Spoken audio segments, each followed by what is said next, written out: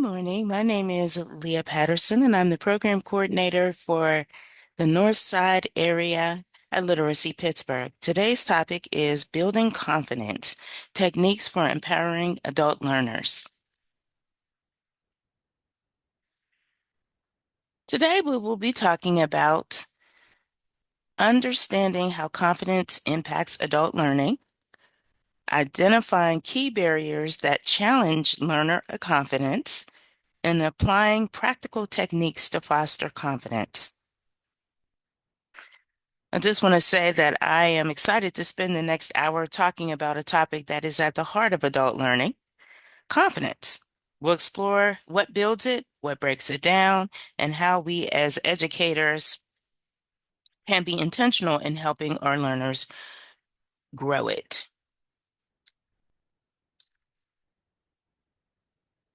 I encourage participants to write down or think about one thing they'd like to learn today.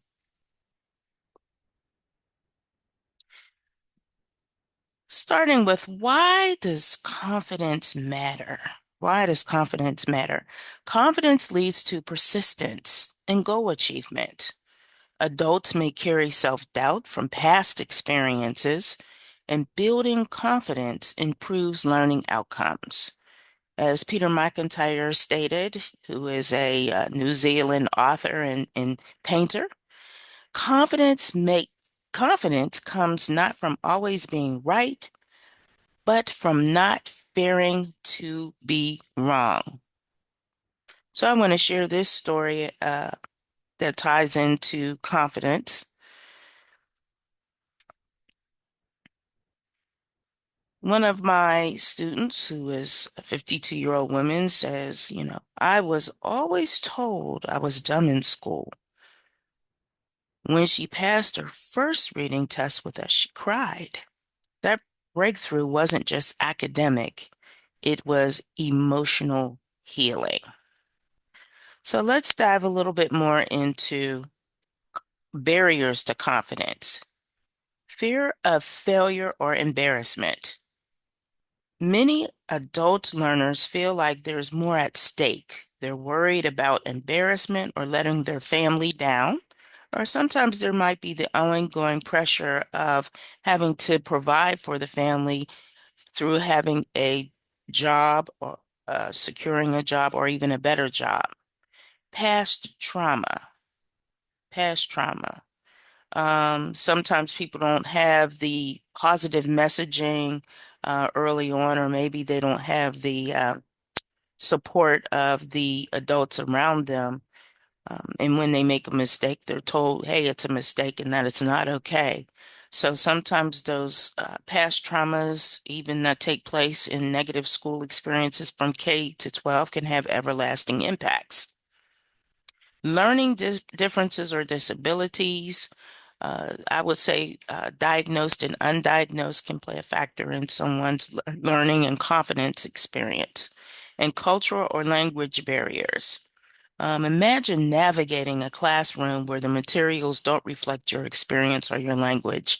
So that can be kind of scary and difficult to understand and navigate initially. So it takes providing a confident, and secure and safe space for someone to share what they're feeling and what they're concerned and worried about in learning.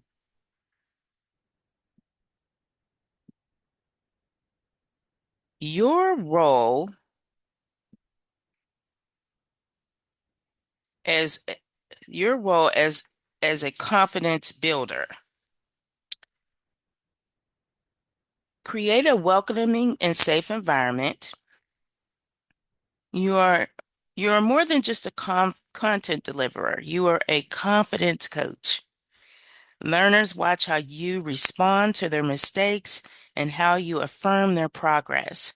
For example, one instructor may say, mistakes are how we learn, and it can change the tone of the whole entire room.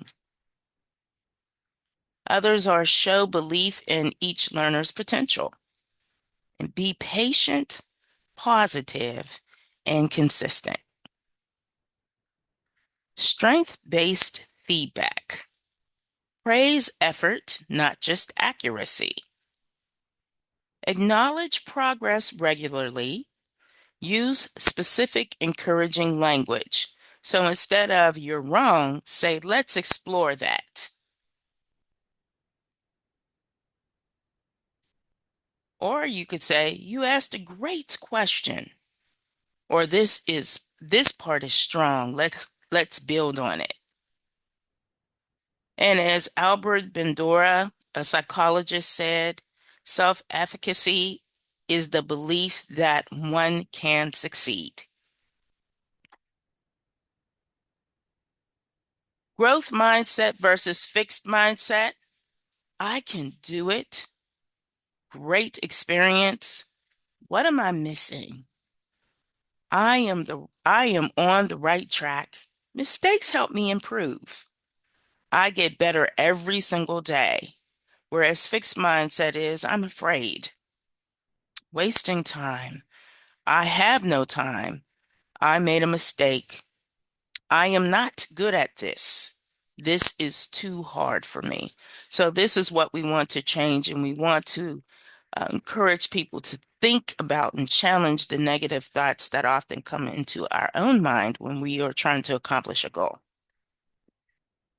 So here are some activity practice um, examples. If a learner says, terrible at writing, I'm terrible at writing, some things that we can say to change their communication is, hey, you've already written 2 paragraphs today. That's a great start.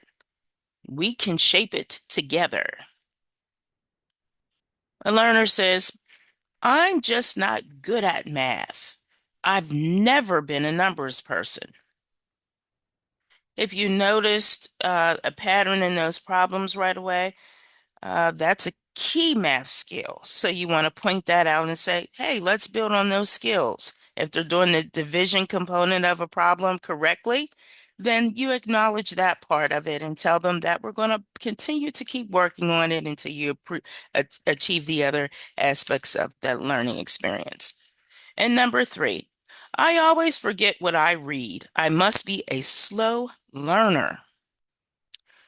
I always forget what I read. I just may be a slow learner. So you could always point out what did they do wrong, even if perhaps they didn't recall the whole thing. If they remembered the main idea, you could always say, hey, you remembered the main idea of the last story. That shows strong comprehension. We can work on memory strategies together. Scaffolding and chunk learning. It breaks tasks into smaller steps.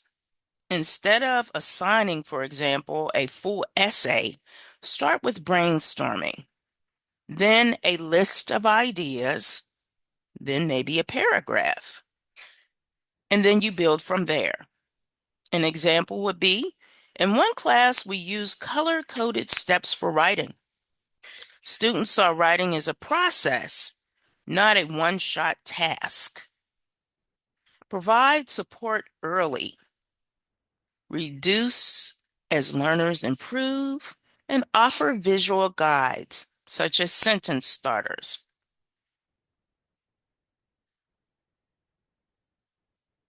Safe space for risk-taking. Celebrate effort and experimentation. Creating a safe environment means modeling vulnerability too. Frame mistakes as learning tools. When a learner says, I'm not sure, praise that. It takes bravery to admit confusion. Promote peer support and group work. If you are not meeting with a student in a group setting or perhaps in a classroom setting, there are ways that you can incorporate this also by maybe encouraging students to practice with family members that might be interested in trying to learn English as well, or if they have a neighbor, or even in a setting in which they are interacting with their fellow employees or coworkers, perhaps maybe they can initiate a conversation, even a hello, and ask them how it went. An example. So I once made a grammar mistake on the board, and a student corrected me. I thanked them, and it sent a message, we're all learning here. Goal setting and reflection. Set achievable short-term goals. Goals give learners a sense of progress. I had a student who wanted to get her GED, but we broke it into mini goals. Pass the math pretest, complete 5 practice essays, and so on. Use journals or check-ins, and that can work both ways. You can use a journal as I think the tutor or the instructor, which is setting goals for what you may want to accomplish out of the lessons. And I think usually in the resources that we have, it kind of outlines what those objectives and goals are, but how is it going? And then on the flip side, with students, they can also keep journals, maybe just keeping track of the new learning that they've achieved. Maybe it's new words so that they can understand their own progress as well. Reflect on what's working and what needs adjustment. And finally, here, a goal properly set is halfway reached. A goal properly set is halfway reached. And that's by Zig Ziglar, who is a motivational speaker, a salesperson, a man of many trades. Identifying affirming practices. Use diverse materials and examples. One ESL learner told me, I've never seen my country mentioned in a textbook before. Sometimes that matters. Acknowledge cultural wealth and multilingualism. Use learners' names correctly. Invite learners to share parts of their story. I think anytime you take an opportunity to kind of understand more about your learners' experiences, who they are, likes and dislikes is always a positive in a learning setting. Be intentional about inclusivity. Incorporate materials that reflect the community's history, culture, and contributions if you're able to do so. I would say inclusivity also is addressing how you involve them in the learning experience. Um, Through communication. We know there's a difference between andragogy and pedagogy. Andragogy is how adults learn, and they like to be engaged and share their experiences because they have life and professional experiences that they can speak on. And pedagogy is more feeding into students new knowledge. Small children is an example.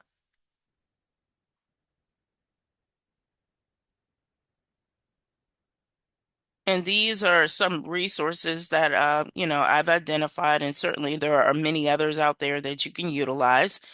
Links.ed.gov is one you can go on if you're looking for additional resources. Pro literacy. And also, we use for our own trainings Pennsylvania Adult Education Resources PD portal, and I know that that is also accessible to tutors. There are many journals, podcasts, or printable goal setting worksheets that you can use and incorporate and implement and working with students. And the other ones internally that Literacy Pittsburgh has, which is sort of acknowledging and kind of building on the confidence of our students, is, we have tutor talks to help on different subjects for addressing techniques that tutors can use, but we can also acknowledge publicly how our students are doing, and it doesn't always have to be the end goal. We can have them do a feature article in the Spark newsletter so we can understand their learning experience and how their progress is going. The Spark Award. The Spark Award is not just for somebody who's, mastered or has close to mastering their English language learning experience or even obtaining their GED, but it's to acknowledge all the wonderful things that are happening in their life. If they've had a baby, if they've made great strides in trying to learn English, for example, or learning the skill sets to obtain their GED or any new skills, maybe even having a baby. So it's also personal. So, take advantage of those opportunities as well. And also there's the www.lptutor.com. We also have student lpstudenttutor.com, which are great resources as well. Continuing on, encourage self-advocacy. So this is something that a lot of students may not have thought about doing. Um, but it's empowering to ask questions when you don't understand something. And we certainly want our students to do that for clarity, so that they're understanding the information that is presented in front of them, but particularly if it's building concepts to address that as you challenge them and you build on newer concepts. So that's really important in the learning experience. Also, I would add, asking for help is really important also too, when it comes to personal challenges. So if there are barriers to the learning experience that students may be experiencing, you can always reach out to your program coordinators, myself, those that are assigned to your particular area to address um, things such as barriers. It could be transportation, child care. It could be even trying to find a new job or another job. That's what we're here for. And also career services. Maybe they want to do some exploratory types of efforts about career interest, and we certainly have that available. So you're not alone. We are well versed in many resources that we can offer students. Encourage questions and feedback. So you want to be open-minded and give students an opportunity to follow up and ask any questions that they may have in what new material might be in front of them. Let learners take the lead on group tasks. Sometimes it's nice to mix up and have them present an idea first, as opposed to a tutor maybe presenting it to them first. In a group activity, Maria's story, Building Math Confidence. She's a 35-year-old ESL learner, avoids class when math is the focus. So we'll just kind of talk out loud about it, and we'll talk about some options. What can we do in this situation? What might Maria be feeling? What are some strategies that could help her or feel successful? Well, we know that Maria might be intimidated a little bit about math, so maybe having her do some math drill exercises on the aspects of math that she is comfortable with. Maybe it's only addition and subtraction, and give her the confidence and the positive feedback by saying, "Well, look, you out of all of the questions, you got half of them right, and that's great." So those are some things that we can do to encourage Maria as she has some challenges in math. Key takeaways. Remember that confidence grows from small, consistent steps. Your role is vital in creating supportive spaces. Tailor strategies to your learners' unique needs. So it's important to remember that confidence isn't just nice to have, it's foundational. Every strategy we've discussed is rooted in helping learners believe in their ability to grow.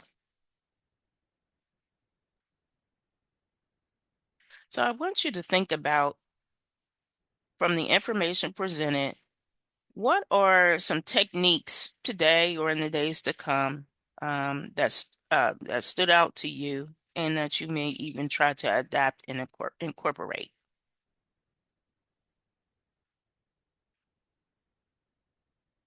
Reflection and action planning. What is one confidence building technique you'll use next week? So take a moment and maybe jot something down.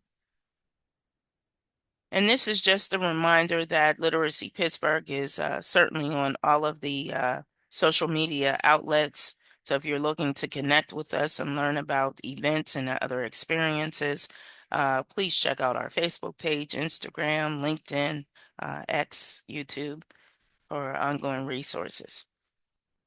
And this is my contact information. Again, my name is Leah Patterson. I'm the program coordinator for the Northside Ohio River uh, area and beyond. And my contact information is 412-969-8486. And you can reach me also at lpatterson@literacypittsburgh.org. I want to thank you for hearing the information on how we can build confidence in our students. And just remember that empowerment begins with belief in yourself and in your learners. Thank you for tuning in.